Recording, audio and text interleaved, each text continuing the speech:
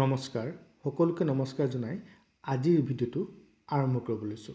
মৰমৰ ছাত্ৰ ছাত্ৰীসকল, তোমালোকে ইতিমধ্যে গম পাইছা যে আমাৰ 2022 চনৰ প্ৰথম পৰ্যায়ৰ গুণোৎসৱ ইতিমধ্যে বিভিন্ন জিলাত সম্পন্ন হৈ গৈছে আৰু দ্বিতীয় আৰু তৃতীয় পৰ্যায় এতিয়াও বাকী আছে, নহয়নে বাৰু? আজি আমি এই ভিডিঅ'ত গুণোৎসৱ প্ৰথম পৰ্যায়ৰ 2022 চনত অনুষ্ঠিত হৈ যোৱা দ্বিতীয় শ্ৰেণীৰ যিখন প্ৰশ্ন কাকত আছে সেই প্ৰশ্ন কাকতখন আলোচনা কৰিম।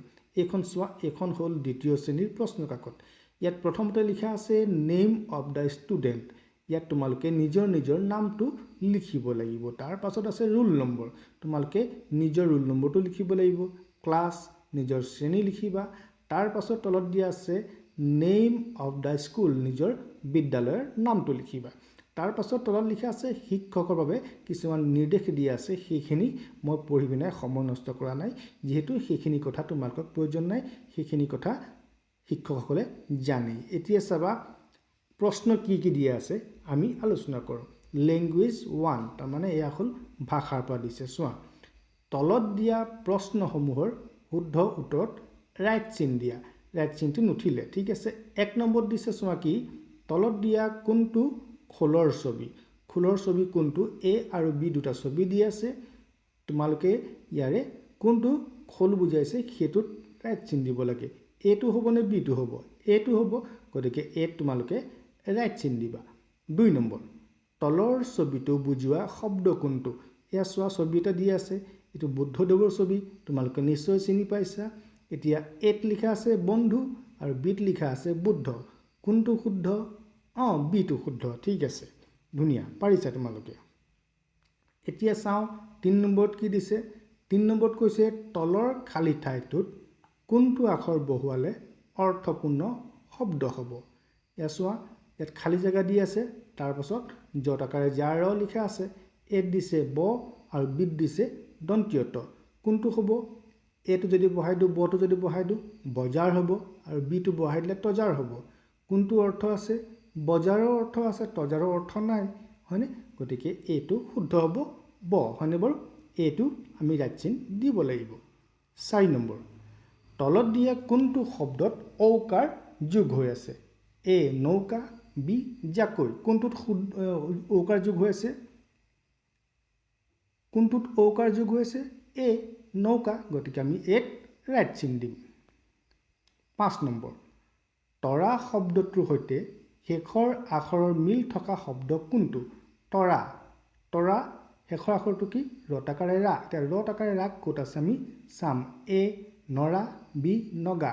কোনটোত আছে? এত আছে ন। নৰাৰ শেষৰ আখৰটো হ'ল ৰতাকাৰে ৰা, গতিকে শুদ্ধটো হ'ব এ। ইয়াত আমি ৰাইট চিন দিম। 6 নম্বৰ, তলত দিয়া কোনটো শব্দত যুক্তাক্ষৰ আছে?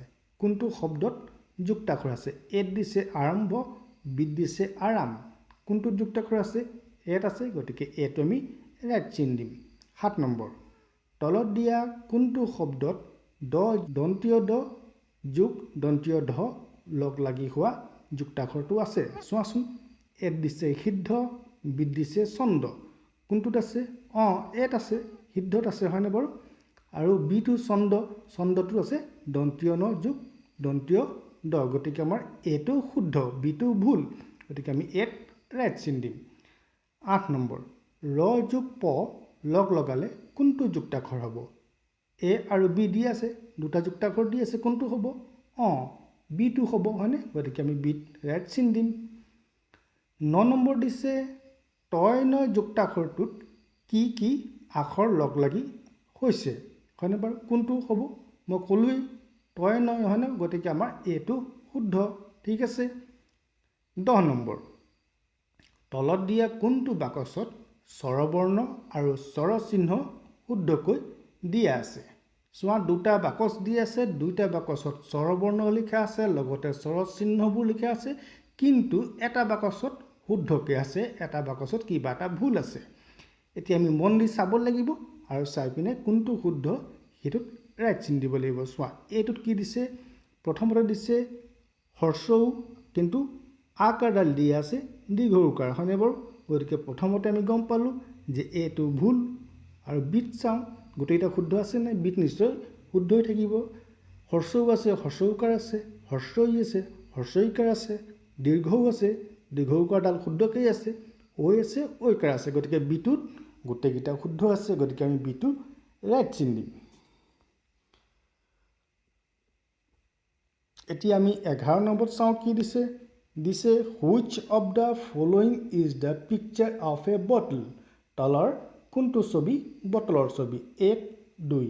1 এ দিয়া আছে, বিও দিয়া আছে, একো আছে, 2 আছে। তোমালোকে কোনটো ছবি বটলৰ ছবি তাত তোমালোকে ৰাইট চিন দিব লাগে। কোনটো হ'ব? প্ৰথমটো এইটো শুদ্ধ।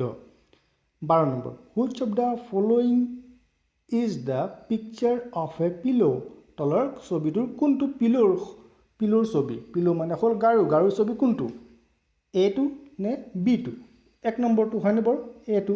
গতিকে আমি তাত ৰাইট চিন দিম। 13 number which of the following is the letter C. তলৰ কোনটো আখৰ চি আখৰ? কোনটো? এইটো। গতিকে আমি 1 নম্বৰটোত ৰাইট চিন দি দিম।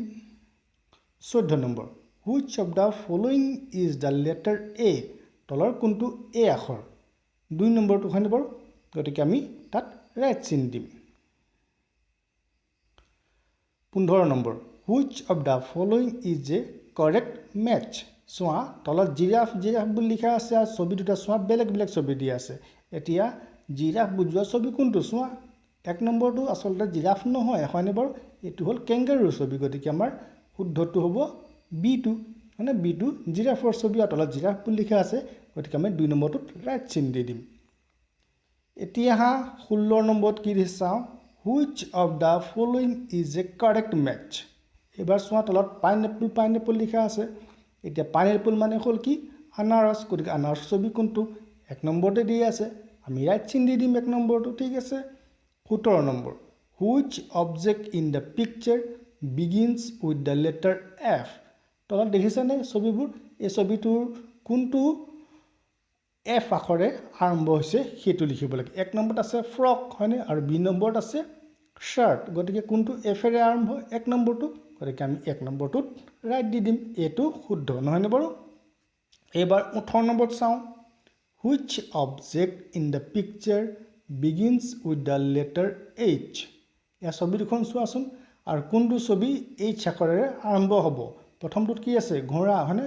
ঘোঁৰাটো আমি ইংৰাজীত কি বুলি কওঁ? হৰ্চ বুলি কওঁ, হয়নে?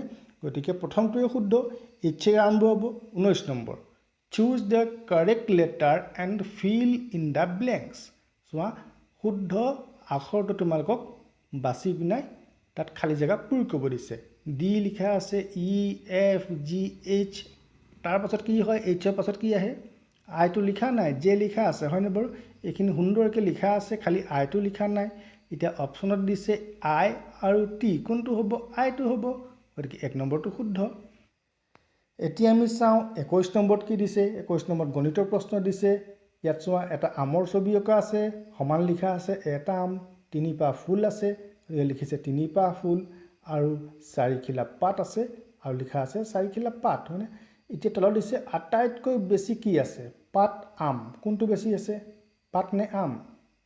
পাত বেছি আছে। গতিকে আমি পাতত ৰাইট চিন দিম। পাত, তাতে ৰাইট চিন দি দিম।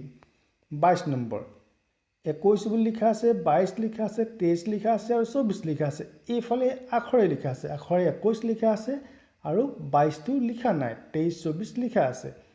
তাৰপাছত তলত দিছে ৰৈ যোৱা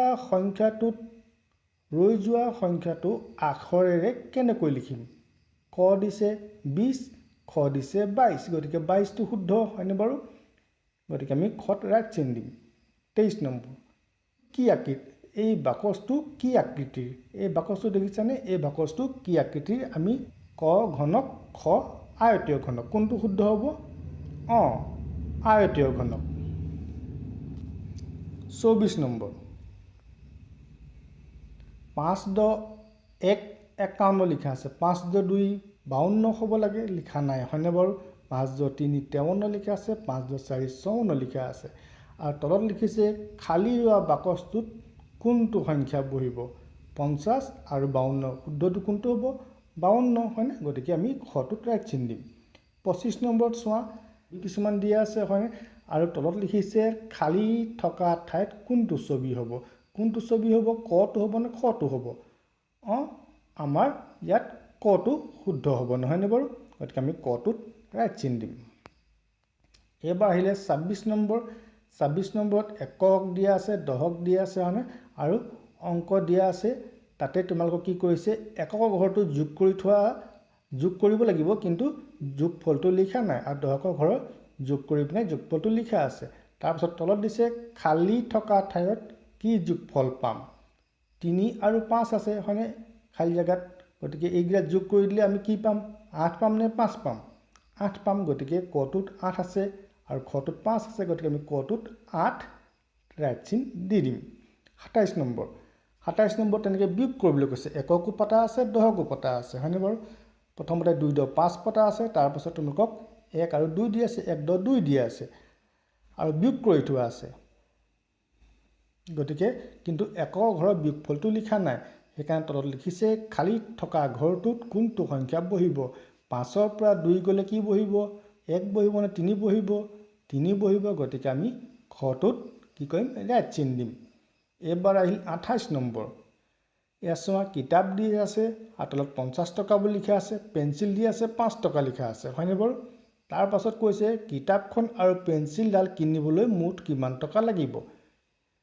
কিতাপখনো কিনিব লাগিব আৰু পেঞ্চিলডালো কিনিব লাগিব। এতিয়া মুঠতে কিমান টকা লাগিব? কত দিছে 50 টকা আৰু খত দিছে 55 টকা।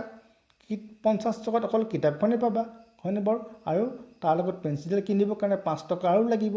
গতিকে 50ৰ লগত আমি 5 টকা আৰু যোগ দিলে 55 টকা হ'ব। গতিকে খৰ উত্তৰটো শুদ্ধ হয়নে বাৰু? খত আমি ৰাইট চিন দিম। 29 নম্বৰ। কাঠিৰে বনোৱা এই তিনিকোণীয়া আকৃতিটোৰ নাম কি? ক ত্ৰিভুজ, খ বৃত্ত। কোনটো শুদ্ধ? ত্ৰিভুজটো শুদ্ধ। গতিকে আমি ত্ৰিভুজত ৰাইট চিন দিম। 30 নম্বৰ। গছৰ ডালত আছিল 8টা চৰাই, তাৰে 3টা চৰাই উৰি গুচি গ'ল। এতিয়া ডালত কেইটা চৰাই থাকিল? 8টা চৰাই আছিলে, তাৰে 3টা গুচি গ'ল। এতিয়া কৈছে কেইটা চৰাই থাকিল বাচিব লাগে শুদ্ধটো। কত দিছে 5টা, খত দিছে 3টা। 8টা আছিলে, 3টা গুচি গ'ল। গতিকে কেইটা থাকিব? 5টা। গতিকে কটো শুদ্ধ। 31 নম্বৰ। তলত দিয়া ছবিকেইখন চোৱা আৰু যিকোনো এখন ছবিৰ বিষয়ে 3টা বাক্য লিখা। তলত ছবি কিছুমান দিয়া আছে, তাৰে যিকোনো এটা ছবি লৈ তোমালোকে তাৰে 3 শাৰী বাক্য লিখিব লাগিব। ঠিক আছে। তাৰ পাছত 32ত দিছে right the name of the objects given in the picture. এই ছবিবোৰ চাব লাগিব আৰু সিহঁতৰ নামবোৰ লিখিব লাগিব। ঠিক আছে। 33 নম্বৰৰ 8 দিছে আখৰে লিখা থকা তলৰ সংখ্যাটো 10 আৰু 1 হিচাপে লিখা। এয়া চোৱা 36টো আখৰে লিখা আছে আৰু এফালে তোমাক 1 লিখা আছে, 10 লিখা আছে হয়নে বাৰু? ইয়াত আমি 36টো কোনটো 36 3 10 6 নহয় জানো? গতিকে আমি 3টো দশকৰ ঘৰত পাতি দিম আৰু 1টো এককৰ ঘৰত আমি কি পাতিম? 6 পাতি দিম। হ'ল। বুজি পাইছা? বিটো কৈছে যোগ কৰা। চোৱা একক দশককৈ ধুনীয়াকৈ পাতা আছে, 3 10 পাতা আছে আৰু 5 10 8 পাতা আছে। এতিয়া আমি এইখিনি যোগ কৰি দিব লাগে। ঠিক আছে। আমি যোগ কৰিলে একক ঘৰত 8 বহিব, 0ৰ লগত 8 যোগ হ'লে 8 হয় আৰু এফালে 3 5 যোগ কৰি দিম 8 হ'ব হয়নে বাৰু? গতিকে উত্তৰটো আমি এনেকৈ পাতি দিম। ঠিক আছে। তাৰপাছত চিটো কৈছে বিয়োগ কৰা। দশক আৰু একক ঘৰ পাতা আছে, 3 10 5 দি আছে, 3 10 5ৰ পৰা 2 10 বিয়োগ কৰিব লাগে। ঠিক আছে। এইটো বিয়োগ কৰিলে আমাৰ উত্তৰটো হ'ব 6।